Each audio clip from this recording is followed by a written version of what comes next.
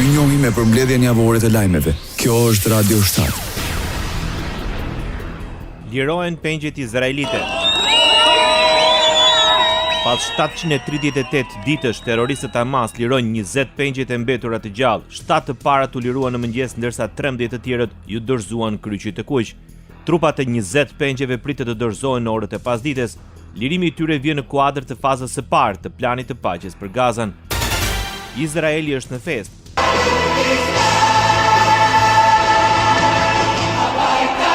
Në Tel Aviv, në sheshin e pengjeve rreth 100.000 njerëz festuan për lirimin e tyre. Ata ndoqën drejt për drejt në shesh kthimin e familjarëve. Për gjatë 2 viteve, ky shesh ishte bërë vendi ku izraelitët dhe familjet e pengjeve u mblodhen për të shprehur ankthin dhe zemërimin e tyre pas rrëmbimit gjatë sulmit të Hamasit më 7 tetor 2023. Kthimi i tyre u bë i mundur pas pranimit të një plani për paqe të hartuar nga presidenti amerikan Donald Trump. Mes të tjerave në të parashikohet ndalimi i luftimeve, lirimi i pengjeve dhe shkëmbimi i tyre me të burgosur palestinez, çarmatosja e Hamasit dhe tërheqja e ushtrisë izraelite në kufit e përcaktuar më herët. Lirohen nga Izraeli të burgosurit palestinez. Ata janë pritur me festë në Ramallah. Të burgosurit brohorisnin nga brenda një autobusi pasi u liruan nga burgu ushtarak Ofer në bregun perëndimor. Jashtë pallatit kulturor të Ramallahut, familjet presin të burgosurit palestinez. Disa gra dhe vajza të reja ishin të veshura me veshje tradicionale palestineze. Pjesëmarrës treguan se ushtria izraelite u kishte paralajmëruar të mos flisnin me median dhe duket se ata e kishin marrë seriozisht të paralajmërim. Familjet e 13 pengjeve të fundit u njoftuan se familjarët e tyre tani ndodhen në duart e forcave të mbrojtjes Izraelit në ripin e Gazës, thuhet në deklaratën e zyrës së kryeministrit. Qeveria e Izraelit është e përkushtuar ndaj kthimit të gjithë pengjeve të mbajtura nga armiku dhe do të ndjek këtë mision me vendosmëri dhe këmbgulje, thot njoftimin përshtyp të qeverisë së Izraelit. Të paktën 27 persona mbetën të vrarë në një nga përleshjet më të dhunshme midis forcave të sigurisë së Hamasit dhe anëtarëve të armatosur të familjes Dukmush në qytetin e Gazës, në një nga përleshjet më të dhunshme të brendshme që nga përfundimi i operacioneve izraelite. Një zyrtar i lartë nga Ministria e Brendshme drejtuar nga Hamasi tha se forcat e sigurisë i rrethuan dhe angazhuan në luftime të ashpra për t'i arrestuar. Burime mjekësore raportuan se të 19 anëtarët e klanit dhe 8 luftëtarë të Hamasit janë vrarë që nga fillimi i përleshjeve të shtunën. The war is over, okay? You understand that? Lufta ka mbaruar, është mesazhi i presidentit të Shteteve të Bashkuara të Amerikës Donald Trump në Izrael në ditën e lirimit të pengjeve. Trump zbarkoi në Air Force One në raportin Ben Gurion të Tel Avivit, ku u prit nga Benjamin Netanyahu dhe presidenti Isaac Herzog. Nga tapeti i kuq në aeroport, Trump i tha Herzog dhe Netanyahut: "Është një ditë fantastike, ndoshta dita juaj më e mirë deri më tani. Kjo është histori", u përgjigj Netanyahu. Në intervistë televizive, Trump e cilësoi marrëveshjen për të dhënë fund luftës të Gazas si suksesin më të madh diplomatik si president deri më sot. Duke folur me gazetarët në parlamentin izraelit për krah kryeministrit Benjamin Netanyahu, presidenti i Shteteve të Bashkuara të Amerikës Donald Trump tha se ky është një fillim i ri dhe mendoi se nuk ka pasur kur një ngjarje si kjo. Izraeli nderon presidentin e Shteteve të Bashkuara të Amerikës për paqen në Gaza dhe kthimin e pengjeve në shtëpi. Duke folur në parlamentin izraelit përpara fjalimit të presidentit të Shteteve të Bashkuara të Amerikës Donald Trump, kryeministri Benjamin Netanyahu në hebraisht i tha Trump se ai do të mbetet i gdhendur në historinë e popullit izraelit. "Ne i kujtojmë miqtan dhe e dim rolin tuaj të rëndësishëm dhe vendimtar në kthimin e pjesës tjetër të pengjeve", deklaroi Benjamin Netanyahu. Në anglisht, kreu i qeverisë izraelite falenderoi presidentin Trump për të gjitha marrëveshjet që ai ka arritur deri më sot për Izraelin. Since you recognize Jerusalem as our capital and moved the embassy here, thank you, President Trump. Njohje Jeruzalemin si kryeqyteti i Izraelit, zhvendosja e ambasadës amerikane në kryeqytet, njohje sovranitetit i Izraelit mbi lartësitë e Golanit, mbështetja për Izraelin në Kombet e Bashkuara, njohja e të drejtave izraelite në bregun perëndimor, ndërmjetësimi i marrëveshjeve të Abrahamit, tërheqja nga marrëveshja bërthamore me Iranin dhe sulmi ndaj Iranit në qershor. Thank you for recognizing Israeli sovereignty over the Golan Heights. Thank you for standing up to the lies against Israel in the United Nations. Thank you for recognizing in your 2020 peace plan our rights in Judea and Samaria.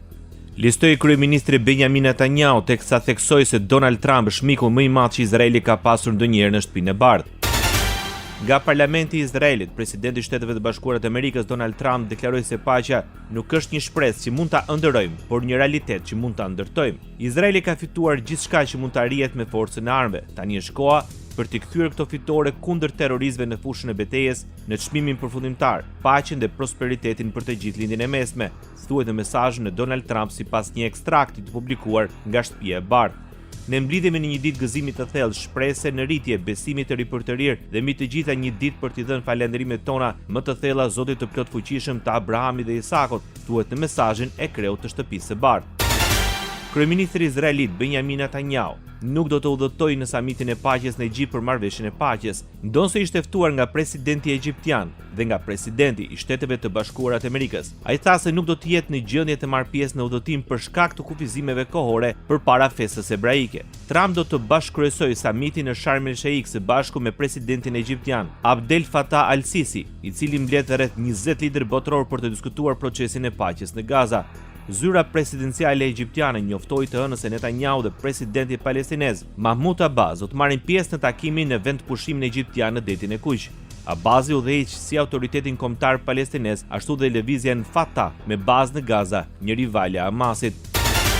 Lirimi i pengjeve është faljush, por sfidat tona nuk kanë mbaruar, është mesazhi që ministri izraelit i mbrojtjes Israel Katz u dërgoi forcave të mbrojtjes Izraelit. Në ditën kur shteti izraelit mirëpret kthimin e pengjeve nga Hamasi, ne e kujtojmë me krenari të madhe këtë moment të rëndësishëm dhe e kujtojmë mirë. Ky rezultat është faljush, deklaroi Katz. Ai më pas paralajmëroi se misioni i forcave të mbrojtjes nuk është i plotë dhe sfidat tona nuk kanë mbaruar. Ne do të vazhdojmë të qëndrojmë vigjilent.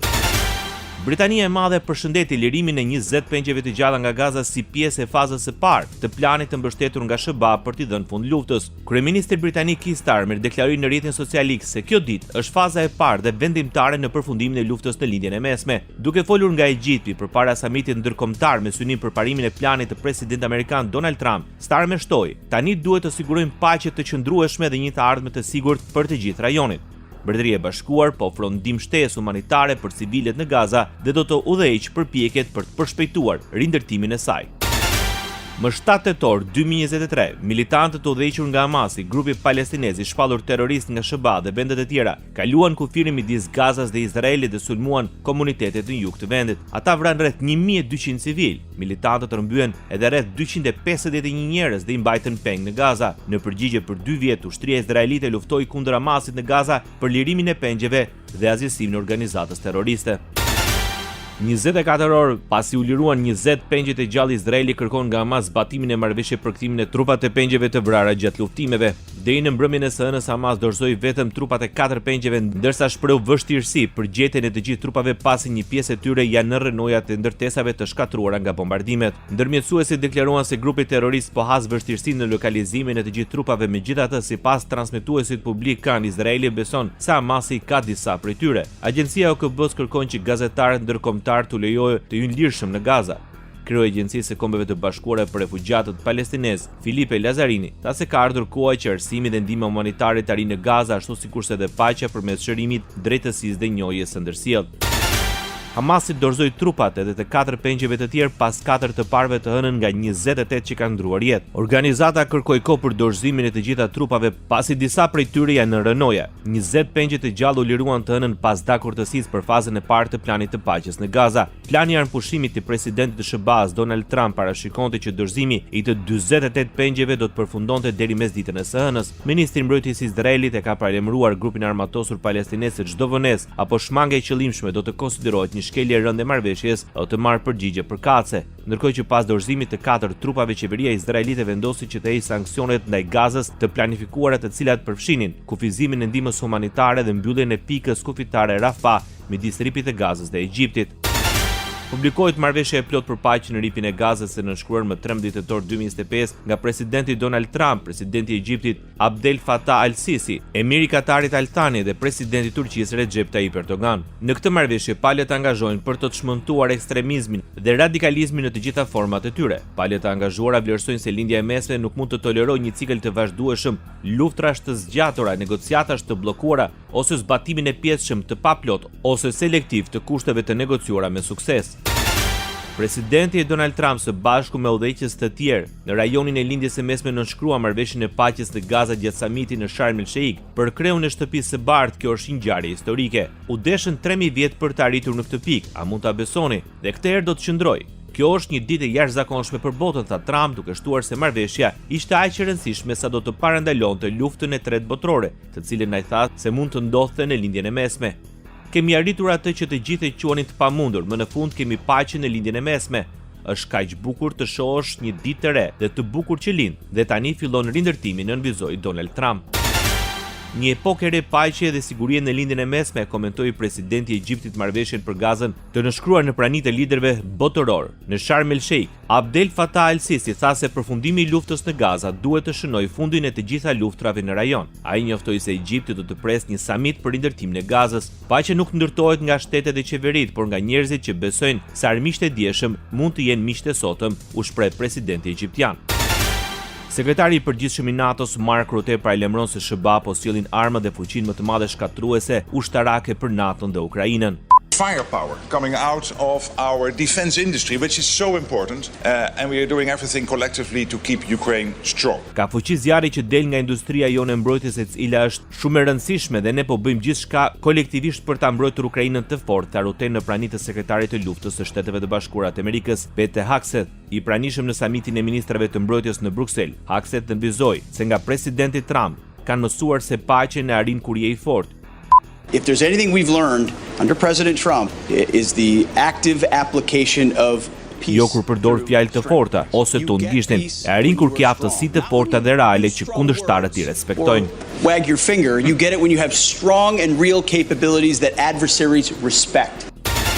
Ministrat e mbrojtjes së 32 vendeve anëtare të NATO-s miratuan masa të reja sportive për të përballuar rrezikun në rritje që vjen nga Rusia. Vendimet të morën gjatë takimit të parë pas samitit të Hagës. Ministrat ranë dakord për testimin e sistemeve të integruara antidron në kraun lindor të aleancës, një zonë që përballet drejt për drejt me kërcënimet nga lindja. Gjithashtu NATO theksoi nevojën urgjente për rritjen e investimeve në mbrojtje dhe inovacion teknologjik.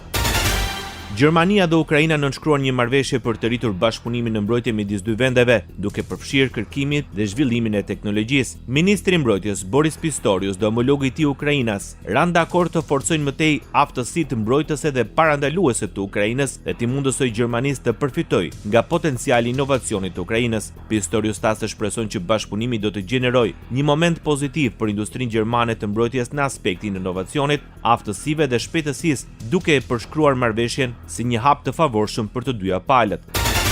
Gjermania do të vendosë avion Eurofighter në bazën ushtarake polake në Malbork për të mbrojtur më mirë vendet lindore të NATO-s, njoftoi ministri gjerman i mbrojtjes Boris Pistorius. Tha se do të kontribuojmë në mbrojtjen e krahut lindor përmes fluturimeve patrulluese. Kjo na bën më aktiv, të pranishëm dhe të dukshëm në kufirin lindor të aleancës, shtoi ai. Kur presidenti rus Vladimir Putin provokon kufit tan, qoftë në Poloni, Estoni apo diku tjetër, ne reagojmë me vendosmëri, shpejtësi dhe efektivitet, deklaroi ministri gjerman i mbrojtjes. Deri më sot Gjermania ka vendosur 4 avion Eurofighter që mund të marrin pjesë në patrullime të armatosura mbi Poloni.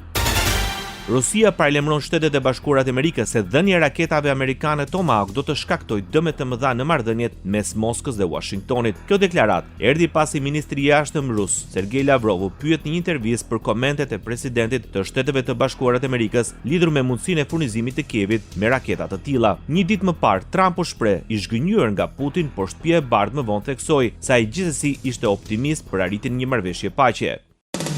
Ndoqet për mbledhjen javore të lajmeve. Kjo është Radio 7, zëri pozitiv i qytetit.